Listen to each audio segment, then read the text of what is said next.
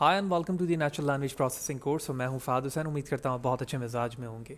Previously session तक हमने natural language course के अंदर डिफरेंट ऐसे प्री प्रोसेसिंग कॉन्सेप्ट को समझा जो बड़ा इनिशिएटिव लेवल होता है नेचुरल लैंग्वेज प्रोसेसिंग में किसी भी डेटा सेट पर मौजूद क्लासिफिकेशन या मशीन लर्निंग के किसी मॉडल को यूज़ करने के लिए या डीप लर्निंग के मॉडल को यूज़ करने के लिए। लिहाजा जो प्री प्रोसेसिंग पार्ट्स में जो चीज़ें इम्प्लीमेंट या रीड की गई या थ्योरेटिकली प्रैक्टिकल इम्प्लीमेंट किया गया, उसमें हमने देखा कि फ्रीक्वेंसी क्या चीज़ है, स्टॉप वर्ड्स क्या हैं, term frequency, inverse document frequencies, ये सब क्या हैं और किस तरह से हम मालूम करते हैं।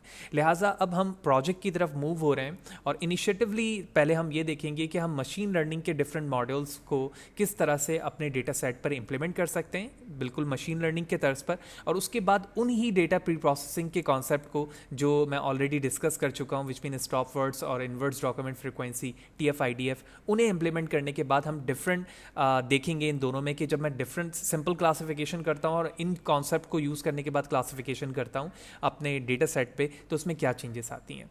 लिहाजा आज से या इस सेशन से हम देखेंगे कि मशीन लर्निंग क्या है, और इसमें सबसे पहले हम डिफरेंट क्लासिफिकेशन को डिस्कस करेंगे, लेकिन पहले हम देखेंगे कि लॉजिस्टिक रिग्रेशन क्या होती है और फिर उसे इम्प्लीमेंट करके भी देखेंगे अपने डेटा सेट पर। लिहाजा वीडियो को फर्दर स्टार्ट करने से पहले मैं दो इंपॉर्टेंट चीज़ें बताऊंगा। और पहले ये कि इससे रिलेटेड जितनी वीडियोस हैं वो मेरे यूट्यूब चैनल पर मौजूद है। फ़ाद हुसैन CA से सर्च करके मेरे यूट्यूब चैनल पर आ सकते हो और उसके बाद इसके प्लेलिस्ट पर जाओगे और तमाम वीडियो से फैसिलिटेट हो सकते हो। साथ में दूसरी बात ये है कि जैसे कि मैंने कोर्स के स्टार्ट में ही बताया था कि NLP एक ऐसा कोर्स है जो डिफरेंट कोर्सेज के कॉम्बिनेशन से बनता है, जिसमें मशीन लर्निंग और डीप लर्निंग का बहुत अहम किरदार है। तो आप देख रहे हैं कि मेरे प्लेलिस्ट में 56 वीडियो यहाँ पर एक सेपरेट प्लेलिस्ट के साथ मशीन लर्निंग की मौजूद है, जिसके अंदर तफसीलन मशीन लर्निंग के हवाले से बताया गया है। मैं यहाँ पर थोड़ा सा ब्रीफ इंट्रोडक्शन लेकर चलूँगा, लेकिन अगर आप तफसील जानना चाहते हैं मशीन लर्निंग के टाइप्स के हवाले से या फिर उसके क्लासिफिकेशन को इंडिविजुअली सीखना चाहते हैं, तो यहाँ पर ज़रूर आएँ और इन तमाम चीज़ों को रीड करें। इसके अलावा जो डीप लर्निंग से रिलेटेड चीज़ें वो भी आपको मेरे प्लेलिस्ट पे ही मिल जाएंगी, और यहाँ पर आने के बाद तो तमाम चीज़ें आप सीख पाएंगे। वो ये रहा प्लेलिस्ट, इसके अंदर भी जो टाइप्स हैं मशीन लर्निंग की वो मौजूद हैं, और जो डिफरेंट मॉड्यूल्स हैं including artificial neural networks, convolutional neural network, RNN, CNN and so on, ये सारी चीज़ें यहाँ पर मौजूद हैं। इसके अलावा जो भी कंटेंट रिलेटेड मटेरियल होगा वो मेरे ब्लॉग पे मौजूद है। फ़ाद हुसैन CA से सर्च करके मेरे ब्लॉग पर आके वो तमाम चीज़ें आप फ्रीली डाउनलोड कर सकते हैं। तो सबसे पहले हम ब्रीफली समझते हैं मशीन लर्निंग क्या है और लॉजिस्टिक रिग्रेशन की डेफिनेशन समझेंगे, और उसके बाद उसे इम्प्लीमेंट करके देखेंगे अपने स्पैम और हैम बेस डेटा सेट पर। So what about the machine learning? तो मशीन लर्निंग की डेफिनेशन में क्या बताया जाता है? बताया जा रहा है कि machine learning is an application और is an a type of the artificial intelligence that provides system the ability to automatically learn and improve from experience without being explicitly program. यानी जो नॉर्मली प्रोग्रामिंग करते हैं हम, उस normally programming के अंदर देखा जाता है कि वो एक्सप्लिसिट प्रोग्रामिंग होती है जिसके अंदर तमाम रूल्स को डिफाइन किया जाता है। लेकिन मशीन लर्निंग AI का वो पार्ट है जिसके अंदर ये एबिलिटी मौजूद होती है कि वो अकॉर्डिंग टू द एक्सपीरियंस या इन्वायरमेंट चीज़ों को सीखता है। इस चीज़ को या इस कॉन्सेप्ट को मशीन लर्निंग कहा जाता है। इस मशीन लर्निंग में 3 टाइप्स हैं: सुपरवाइज लर्निंग, अनसुपरवाइज लर्निंग और रीइंफोर्समेंट लर्निंग। बिल्कुल ब्रीफ में बात करें कि सुपरवाइज लर्निंग के मॉडल्स को हम वहाँ पर अप्लाई करते हैं जो क्लासिफिकेशन या रिग्रेशन से रिलेटेड है, जहाँ पर हमारा जो डेटा है, डेटा सेट है, वो लेबल्ड हो। लेबल्ड से मुराद ये है कि वहाँ पर डिपेंडेंट और इंडिपेंडेंट वेरिएबल्स मौजूद हो, और हमें अपने डेटा के टाइप्स के मुताबिक कि वो कंटिन्यूअस डेटा है, कैटेगोरिकल डेटा है, या किस टाइप का वो डेटा है, उसके मुताबिक हम उसको या तो रिग्रेशन उसमें अप्लाई करें या उसमें क्लासिफिकेशन अप्लाई करें। जैसे आप स्लाइड पे भी देख रहे हैं कि labelled data direct feedback required है और प्रेडिक्ट कर सकें हम फ्यूचर वैल्यूज़ को। For example according to the experience of the employees what will be the salary and so on. Similarly second type unsupervised learning की है। अनसुपरवाइज में हमारे पास जो डेटा सेट होगा जहाँ पर हम मॉडलिंग अप्लाई करेंगे अनसुपरवाइज की, विच मीन क्लस्टरिंग, तो वहाँ पर हमारे पास जो डेटा होगा वो अनलेबल्ड होगा, यानी हमारे पास कैटेगरी नहीं बनी हुई होगी। ज़रूरी नहीं है कि हमारे पास इनपुट के बिहाफ पर आउटपुट वहाँ पर दिया हुआ हो, हमें खुद उन डेटा सेट को रीड करना होगा क्लस्टरिंग के रिस्पेक्ट से, उसे डिवाइड करके बताना होगा कि ये एक सेपरेट टाइप है, ये एक सेपरेट टाइप है। फीडबैक नहीं होगा, बल्कि वहाँ पर हिडन स्ट्रक्चर होंगे जिसे हमें डिफाइन करके विजुलाइज करना होगा अनसुपरवाइज के अंडर। उसके बाद रीइंफोर्समेंट लर्निंग है जो गेमिंग पे सबसे ज़्यादा कॉन्सेप्ट में इस्तेमाल होती है। मशीन लर्निंग के इस टाइप में हम डिसीजन लेते हैं जहाँ पर हम पेनल्टी डिसाइड करते हैं, रिवॉर्ड डिसाइड करते हैं और सीरीज़ के रिस्पेक्ट से हमारी लर्निंग होती है। जो भी हमारे गेम में प्लेयर होता है वो भी उसमें यही कॉन्सेप्ट इस्तेमाल किया जाता है। और सबसे अच्छी एग्जांपल हमारे पास रोबोट्स की होगी जो एक्सपीरियंस के बिहाफ पर, रिवॉर्ड के बिहाफ पर, नंबर्स जो रिवॉर्ड के तौर पर उसमें इस्तेमाल होते हैं उसके बिहाफ पर लर्निंग करता है। लिहाजा इस वक्त हम सुपरवाइज लर्निंग में क्लासिफिकेशन को टारगेट करेंगे क्योंकि इस वक्त जिस डेटा सेट को मैं इस्तेमाल करना चाह रहा हूँ वो हैम और स्पैम बेस है। तो सबसे पहले हम समझते हैं कि रिग्रेशन में एक जो हमारे पास स्पेसिफिक रिग्रेशन है जिसको हम लॉजिस्टिक रिग्रेशन कहते हैं, ये क्या है और ये किस तरह से डिस्टिंग्विश करता है अपने आप को सिंपल रिग्रेशन से, और इसके साथ साथ हम इसका डिफरेंस भी देखेंगे, फिर इंप्लीमेंट करेंगे। तो इस स्लाइड पर आप देख रहे हो कि हमारे पास जो इमेज है, सबसे पहले अगर मैं बात करूं इस इमेज की जहां पर हमारे पास सैलरी और एक्सपीरियंस मौजूद है और इसके रिस्पेक्ट से यहाँ पर ये ओवरऑल डेटा सेट है। तो हमने यहाँ पर सिंपल लीनियर रिग्रेशन अप्लाई करके एक स्ट्रेट लाइन बनाई है जिसका फॉर्मूला y = mx+c जो कि स्लोप को रिप्रेजेंट करता है उसके बिहाफ पर बना हुआ है। तो हम जानते हैं कि इस फॉर्म पर जब हमारे पास डेटा सेट होता है तो हमारी जो स्ट्रेट लाइन होती है वो एक एप्रोप्रिएट लाइन होती है, या बहुत ही सिंपल लैंग्वेज में बात करूँ तो ये एक वो स्ट्रेट लाइन होती है जो हमारे ओवरऑल डेटा सेट को एक सेंटर्ड पॉइंट पर लेकर आती है और इसके बिहाफ पर हम अपनी एक्चुअल वैल्यू और प्रेडिक्टेड वैल्यू को देखते हैं। फॉर एग्जाम्पल ये एक्चुअल वैल्यू है तो हमारी प्रेडिक्टेड वैल्यू ये होगी, इसके रिस्पेक्ट से ये प्रेडिक्टेड वैल्यू होगी, इसके रिस्पेक्ट से ये होगी, इसके रिस्पेक्ट से ये और ये एंड सो ऑन। तो जो इनका एरर आएगा, ठीक है, वो एरर कैलकुलेट होगा और फिर हमारी एक्चुअल और प्रेडिक्टेड वैल्यू से कंपेयर करके देखा जाएगा कि हमारे मॉडल की क्या एक्यूरेसी रही according to this regression concept. Whereas logistic regression हम कहाँ पर अप्लाई करेंगे या हमारे पास किस तरह का डेटा सेट होता है जहाँ पर हम क्लासिफाई करते हैं रिग्रेशन के जरिए से कि ये एक सेपरेट डेटा है और ये एक सेपरेट डेटा है। तो आप दूसरे इमेज पर देख रहे हो, अगर मैं इसे 1 कहूँ तो दूसरे इमेज पर या दूसरे ग्राफ पर हमारे पास जो डेटा सेट है वो एक लाइन पर मौजूद है। जैसे आप देख रहे हो कि एक बिल्कुल लोअर पे मौजूद है, एक हायर पर मौजूद है। लिहाजा अगर मैं इस डेटा सेट पर सिंपल रिग्रेशन यानी लीनियर रिग्रेशन को ही इस्तेमाल करूं तो मैं कह सकता हूं ये लाइन ऑलमोस्ट सेंटर है। लेकिन इस लाइन की वजह से आप देख रहे हो कि एक तो जो वैल्यूज़ हैं उनके दरमियान डिफरेंसेस बहुत हैं। लिहाजा ये स्ट्रेट लाइन कभी भी बेस्ट फिटेड लाइन नहीं बनेगी जिस तरह से यहाँ पर हमारे पास ये बेस्ट फिटेड लाइन बनी है। लिहाजा इस कॉन्सेप्ट के लिए साइंटिस्ट ने जिस रिग्रेशन को यहाँ पर इंट्रोड्यूस करवाया उसे हम लॉजिस्टिक रिग्रेशन कहते हैं। और लॉजिस्टिक रिग्रेशन हमें ये कहता है कि ऐसे डेटा सेट के लिए हमें एक ऐसी कर्व लाइन बनाने की ज़रूरत है जो मैक्सिमम डेटा सेट को क्या कर सके, कवर्ड कर सके। लिहाजा यहाँ पर स्ट्रेट लाइन कुछ इस तरह से रोटेट होगी और रोटेट होने के बाद ये मैक्सिमम नंबर को या मैक्सिमम डेटा सेट को हैंडल करना चाहेगी। लिहाजा मैं पहले इसे रिमूव करता हूँ। तो रेजर से मैंने इसको रिमूव किया और उसके बाद हम दूसरे मार्कर को यूज़ करते हैं ताकि हमें समझना हमारे लिए आसान हो। Not I think black. तो अब जो लाइन बनेगी, ठीक है, वो कुछ यूं होते हुए यूं जाएगी, ठीक है। आई एम जस्ट रफली रिप्रेजेंटिंग। तो इस तरह से जो आप देख रहे हो कि अब जो हमारी लाइन बनी लॉजिस्टिक रिग्रेशन की, उसने मैक्सिमम नंबर को क्या किया, टारगेट किया। तो ये लॉजिस्टिक रिग्रेशन की ये जो कर्व बेस्ट फिटेड लाइन है इसने मैक्सिमम को टारगेट किया। और इसकी सबसे इंपॉर्टेंटली बात ये है कि ये अपने एक थ्रेशोल्ड लेवल के बिहाफ पर डिसीजन लेता है कि किस वैल्यू को हमें 1 को देना है और किस वैल्यू को हमें 0 को देना है। यहाँ पर आपने देखा था सिंपल रिग्रेशन पे कि हमारी बेस्ट फिटेड लाइन तमाम वैल्यूज़ को अपने एक्चुअल पॉइंट से कंपेयर करती है और उसका जो एरर है वो आइडेंटिफाई करती है। तो यहाँ पर जो बेस्ट फिटेड जो कर्व लाइन है इसने एक पॉइंट दिया है यहाँ पर, और इस पॉइंट को हम 0.5 से रिप्रेजेंट कर सकते हैं क्योंकि नीचे वैल्यू 0 है तो ये 1 है इसके दरमियान।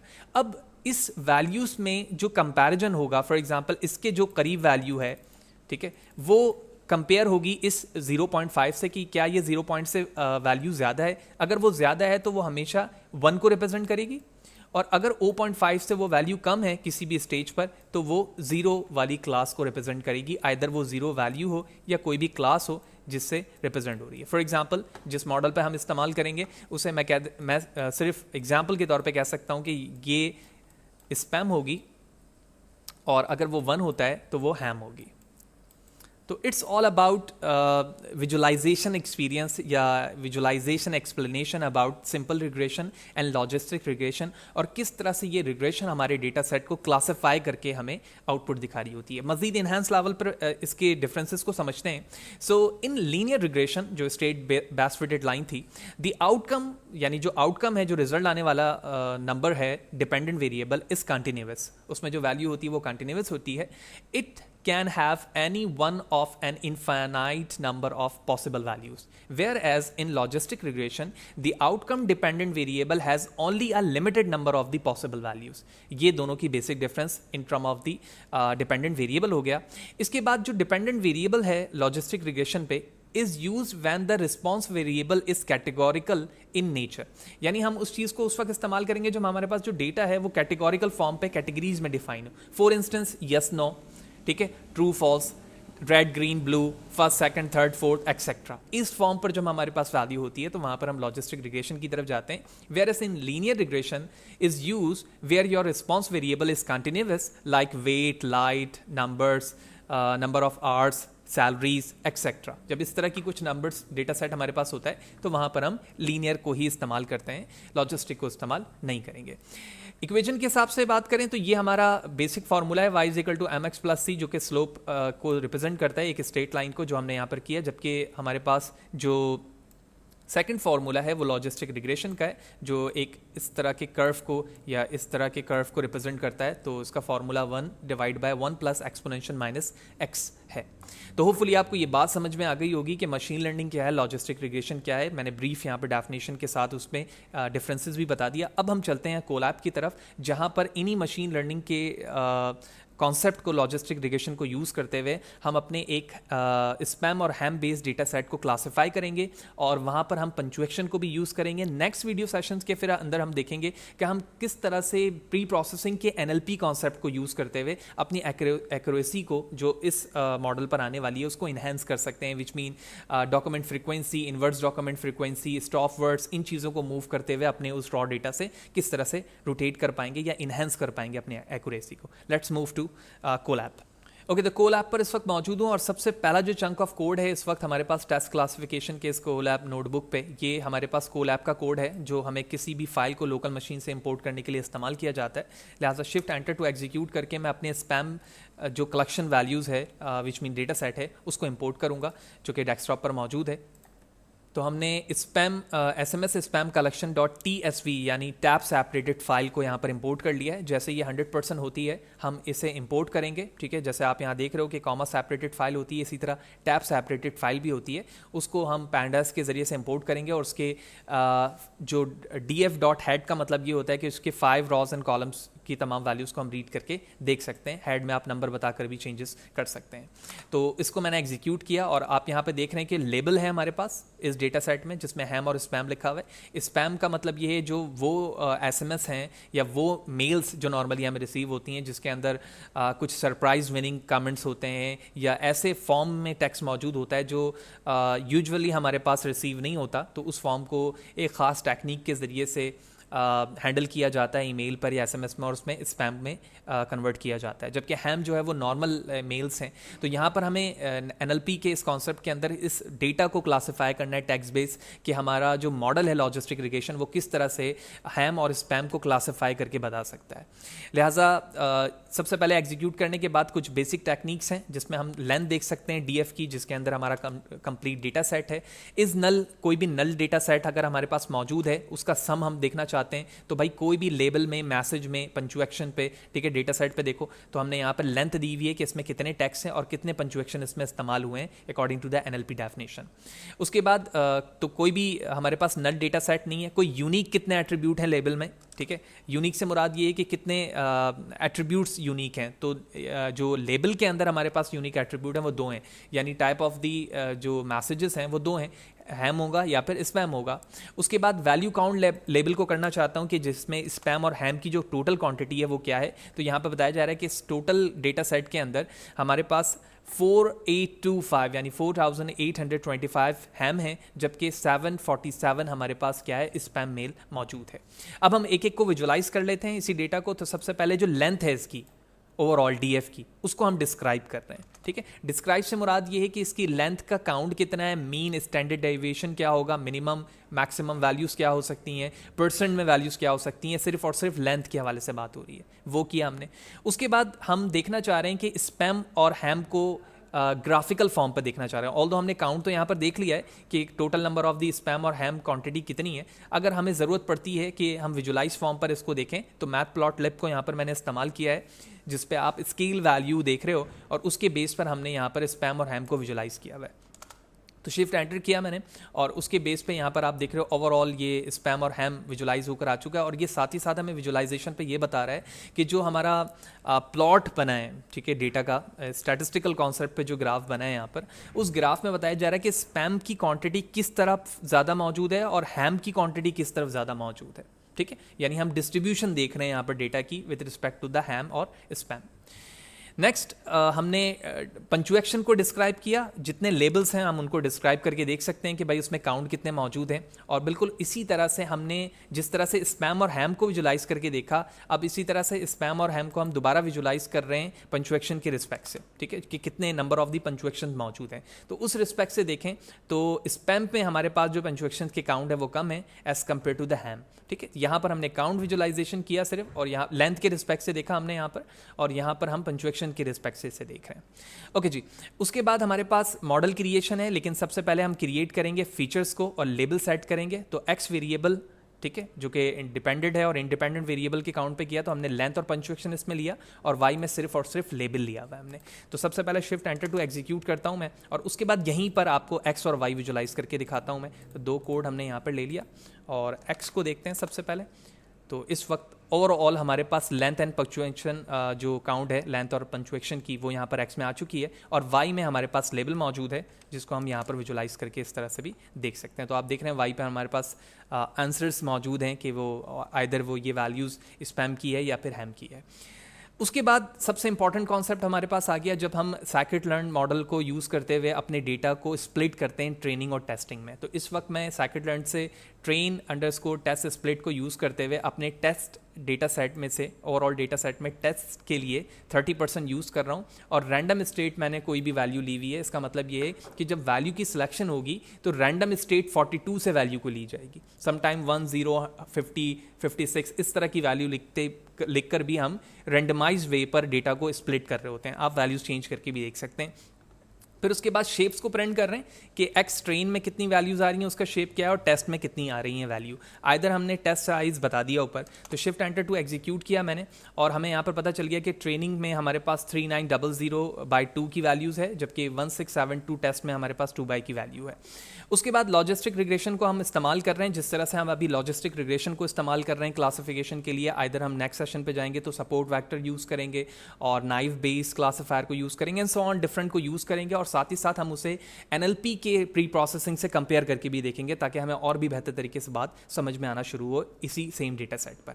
यहाँ पर लॉजिस्टिक रिग्रेशन को हमने इंपोर्ट किया, और इंपोर्ट करने के बाद जिस पैरामीटर को यहाँ पर हमने इस्तेमाल किया है वो LBFGS है। एक्चुअली ये एक एल्गोरिथम है ऑप्टिमाइजेशन को हासिल करने का। डिफरेंट ऑप्टिमाइजेशन मॉडल्स होते हैं, तो इसमें LBGF मॉडल को मैंने इस्तेमाल किया है ऑप्टिमाइजेशन के लिए, ताकि लॉजिस्टिक रिग्रेशन पर मेमोरी कम से कम कंज्यूम हो और हम ऑप्टिमाइज रिजल्ट की तरफ जा सकें। ब्रीफ और स्ट्रॉन्ग नॉलेज के लिए मैं चाहूँगा कि साइकिट लर्न पर जाकर आप इसे सर्च कर सकते हैं कि ये क्या चीज़ है, लेकिन मैं आपको ये शो करता हूँ। पहले मैं इसे एग्जीक्यूट करता हूँ, तो हमारा मॉडल फिट हो चुका है इन तमाम पैरामीटर को यूज़ करते हुए logistic regression by using LBFGS algorithms. तो लॉजिस्टिक रिग्रेशन के पेज को मैंने यहाँ पर ओपन कर लिया, और आप जब इस साइट पर आएंगे डायरेक्टली जहाँ पर लॉजिस्टिक रिग्रेशन के हवाले से बताया जा रहा है, तो आप नीचे आएंगे तो यहाँ पर इसके पैरामीटर्स में ही आपको LBFGS मिल जाएगा। तो इसके हवाले से आप तफसीलन यहाँ से पढ़ सकते हैं। ये एक टेक्निक है जिसके ज़रिए से ऑप्टिमाइज रिजल्ट को कंटेन या हैंडल किया जाता है। उसके बाद हम यहाँ पर प्रोडक्शन कर रहे हैं, क्योंकि हमने मॉडल को सेट कर लिया ट्रेन और टेस्ट के फॉर्म पर फिट कर लिया मॉडल पर। फिट करने के बाद हम मैट्रिक्स को फाइंड करना चाहेंगे कि एक्चुअली कन्फ्यूजन मैट्रिक्स से हमें पता चले कि जो टेस्टिंग रिजल्ट है हमारा वो किस तरह से रिजल्ट को अपेयर कर रहा है। तो इसके लिए मैंने प्रोडक्शन कन्फ्यूजन मैट्रिक्स को कॉल किया और डेटा फ्रेम के फॉर्म पर भी मैं दिखा सकता हूँ और मैंने यहाँ दिखाया। कन्फ्यूजन मैट्रिक्स के हवाले से आपको पता होना चाहिए कि टू वे पर जो वैल्यूज़ होती है, तो हैम का मतलब ये है कि एक्चुअल में हैम था और हमने प्रोडक्ट भी हैम किया। एक्चुअल में हैम था लेकिन प्रोडक्ट स्पैम किया, विच मीन रॉन्ग प्रोडक्शन हुई। स्पैम एक्चुअल में था लेकिन हमारे मॉडल ने हैम प्रोडक्ट किया, which mean wrong production. Actual spam था, मॉडल ने भी स्पैम प्रोडक्शन किया, राइट प्रोडक्शन। इसका मतलब है 1404 प्लस 5, इसको हम ऐड करेंगे, विच मीन 1409। ये हमारा एक्चुअल राइट प्रोडक्शन है among of these all values. ठीक है, तो हम एक्यूरेसी देखना चाहते हैं कि भाई 1409 पर हमारे टोटल डेटा सेट से एक्यूरेसी क्या आ रही है। लिहाजा इसके लिए हम प्रिंट करवाएंगे मैट्रिक्स डॉट क्लासिफिकेशन रिपोर्ट। ठीक है, हमने प्रोडक्शन को इसमें सेट किया और प्रोडक्शन को सेट करने के बाद हम उसकी प्रोडक्शन के बेस पर यहाँ पर फाइनल रिजल्ट देख रहे हैं। तो इस वक्त इस मॉडल की accuracy 84.27 and so on value आ रही है, यानी 84% एक्यूरेसी है इस मॉडल की, जो हैम और स्पैम में क्लासिफाई करके हमें राइट रिजल्ट बता रहा है। तो होपफुली आपको ये बात क्लियर होगी। और उससे पहले जो प्रोडक्शन यहाँ पर मौजूद है वो इंडिविजुअली तमाम एट्रीब्यूट की वैल्यूज़ बता रहा है कि प्रिसीशन क्या है, रिकॉल वैल्यू क्या है, F1 स्कोर वैल्यू क्या है, सपोर्ट्स वैल्यूज़ क्या चीज़ हैं, वो तमाम चीज़ें यहाँ पर बताई जा रही हैं।